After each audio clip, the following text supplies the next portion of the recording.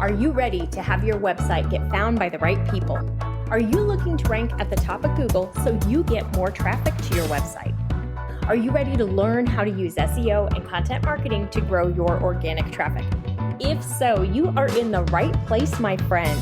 Welcome to the Simple SEO Content Podcast, where I show you how to combine the power of SEO, search engine optimization, and content marketing to build your like, know, and trust factor with your audience, which allows you to get found by the right people and turn those visitors into buyers.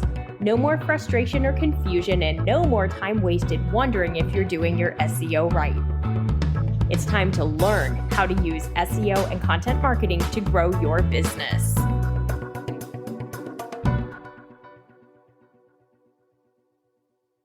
Hi, welcome back to the Simple SEO Content Podcast. I'm your host, Rachel Lindhagen, and today I'm answering one of your questions. Now, if you have questions about SEO or content, do me a favor, DM them to me on Instagram at Etched Marketing Academy, because I love to be able to use your questions in my content, and it helps both of us. So if you have questions, please do that. This question actually came in from a member of my 3-day website traffic booster class, and it was a fantastic one. I thought, well, let's go ahead and talk about this on the podcast as well. So how do I add SEO keywords to my website? I know I need to use keywords, but I'm not really sure what to do with them, Rachel. Perfect question. So what you're going to do is always start, there's a couple rules you need to understand about keywords. You need to choose a different keyword for each page or blog post that you're creating, because Google is only going to show you a maximum of 2 times for any given keyword search. So if you're using the same keyword on every page of your website, you're hurting your ranking abilities, you're limiting yourself. So I want you to choose a different keyword for each page or post and make sure that you use that maximum of 2 times on your entire website. So you're going to need to keep track of the keywords that you're using. If you're on WordPress and you're using like the Yoast SEO plugin, it's actually going to keep track of that for you, and it's going to tell you if you've used this keyword as a focus keyword previously. The next thing I want you to do is to make sure that the keywords that you're using are ones that your website can rank for. This is really important. Some keywords are just going to be too competitive for you to rank for as a small business owner. Nothing against you, nothing mean, nothing like that. It's just the fact that you're not going to be able to rank for it because it's just too competitive. So if you're looking at a keyword and you're going to Google and you're looking in the search results and people like Amazon or Zappos or Nordstrom or really big brands are ranking in positions 1, 2, and 3, I want you to look for a different keyword because you're not going to rank for that one. You can do absolutely everything the right way when it comes to SEO, but if you choose the wrong keyword, you will not get results. And then that's just a big old frustration because you've wasted your time. I teach a lot more about this in my free classes. So go to the website, etchedmarketing.com/freebies, get signed up for my free class, and I'll walk you through how to look at all of this and how to find the right keywords and all of that, because this is super important. The other thing that you really need to look at is what keyword is my ideal customer searching with when they're looking for this topic or this information, because we want to make sure that we're optimizing with the right keyword. We don't want to optimize for a keyword that our ideal customer is not using, because we may be able to rank in position 1, but ranking in position 1 for a keyword that nobody searches with is not going to drive traffic to your website because nobody's going to see it, because nobody's searching. So your number 1 rankings on a keyword that nobody uses don't help your business. So you really want to think about your customer. What information do they need? What questions are they asking? What terms are they searching with? And I really want you to take note if you think, oh my gosh, my customer always asks for it by the wrong name. No, my friend. You're using the wrong word. You need to use the name or the word that your customer is using if you want to get traffic. I ran into this quite a bit in the corporate world when I was at the agency, because we worked with these really big e-commerce brands. And one in particular was a British brand, and they wanted to compete in the US market, which was great, except They didn't want to use US terms. And I finally had to have a conversation with them. And it was not a super fun conversation as their SEO content strategist. But I said, you have to make a determination here if you're a British brand competing in the US or if you're a US brand. Like, do you want to be able to be found by a US consumer, or do you want to limit yourself to only the US consumer who's willing to use the British UK terminology?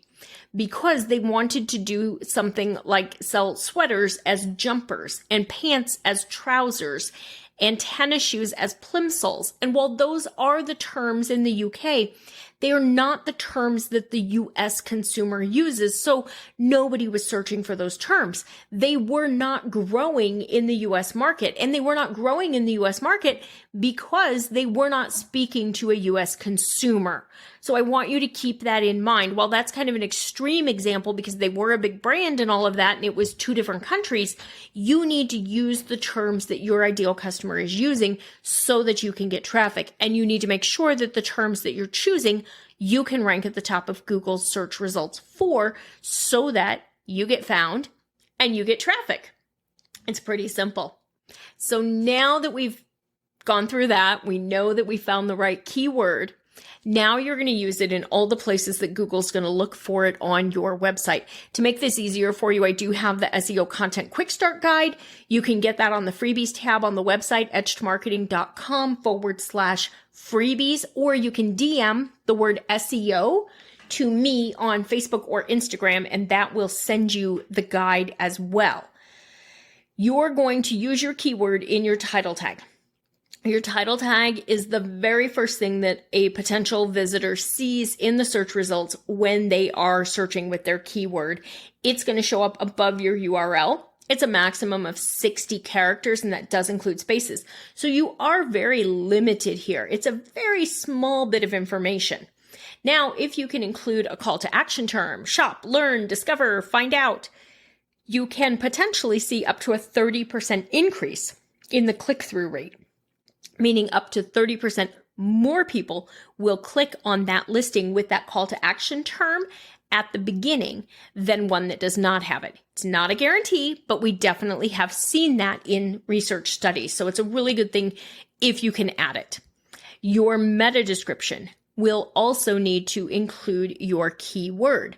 Your meta description is a maximum of 160 characters, also including spaces. This one shows up underneath the URL in the search results, so you're going to want to write this more in sentence format. It's going to be 1 to 2 sentences, fairly short sentences, that's going to tell a little bit more about this particular page, this blog post, why somebody should click to come to read, to learn more. You also are going to use your keyword in your header tags. Those are the big copy blocks that separate your smaller copy blocks on your page. So big font. So your header tags are going to be like 24 font versus your regular text might be 14 font. They're the real big ones. Use your keywords there. You're going to format those as H2 tags or H3 tags in your editor on your website. H2 you want to use for your sections. So like if you have a blog post that's 3 things, these are the 3 things you need to do for X. Thing 1, 2, and 3 are all going to be broken out with an H2 tag using the keyword. Then if you need to break sections 1, 2, or 3 down further, that's where you would use an H3 tag to separate that out further. Google looks at that and understands the hierarchy. So you need to help Google with that. You're also going to use your keyword in your copy on your page. Now, there is no such thing as a keyword density score that Google wants you to hit. I know there's a lot of confusion. I know there have even been some comments recently that Google had a specific keyword density score. Danny Sullivan, who is the head of search for Google, has come out and said, no, there is no specific keyword density score we want you to write to. There's also no perfect word count. We want you to provide value to your customer. We want you to give them what they need. We do not want you to write to a specific word count or a keyword density score.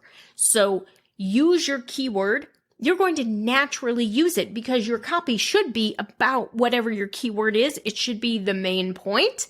So go through and write it. What I like to have my students do is reread it out loud to themselves when they're done. If they have used their keyword too many times, which is what we refer to as keyword stuffing, it's going to feel weird and awkward when you read it to yourself, and you're going to be able to tell there's a problem. So reread it out loud to yourself. That'll help you. The other places you're going to use it will be in your image file name. So you're going to want to rename your image. Don't ever upload another picture that says image 678. Promise me you'll never do that again. What you want to do is add your keyword to your image file name. Use the dash, the one that's the minus sign. Use that because Google reads that as a space in between the words. Now here's a little bonus here. If you include the business name, so keyword dash, business name, you can show up in Google search, image search, when people search your business name. So it gives you more chances to show up in the search results. So it's a really good thing to do. You can also use your keyword in your image alt text. So using it in there so that other screen readers and things like that see it and know it. And Google's going to look at the image alt text as well to understand what this page is about. So get my SEO content quick start guide, like I said, etchedmarketing.com/freebies, or DM me the word SEO on Instagram or Facebook. That's going to have all the rules for where you use your keywords for SEO. And then make sure you take my free SEO class to get started. And then when you're ready, join me in Simple SEO Content, because that's going to be your easiest route to learn all of this. So you're not stuck trying to piecemeal everything together. I've got the class that walks you through it step by step, makes it super easy. All right, I will see you. That is it for how to add your SEO keywords to your website. I'll see you back here next week. That's all for today's episode of the Simple SEO Content Podcast. I want to thank you so much for joining me. Make sure you visit my website, etchedmarketing.com, and visit the freebies tab. Right there, you're going to find the SEO Content Quick Start Guide along with the free SEO class. So you'll have everything you need to know to get started with SEO and content marketing. Then do me a favor, if you wouldn't mind, if you would do a rating and a review of this podcast on your favorite platform. That would really help spread the message, and I do greatly appreciate it. If you have any questions, you can always DM me on Instagram at Etched Marketing Academy, and I will see you right back here next week.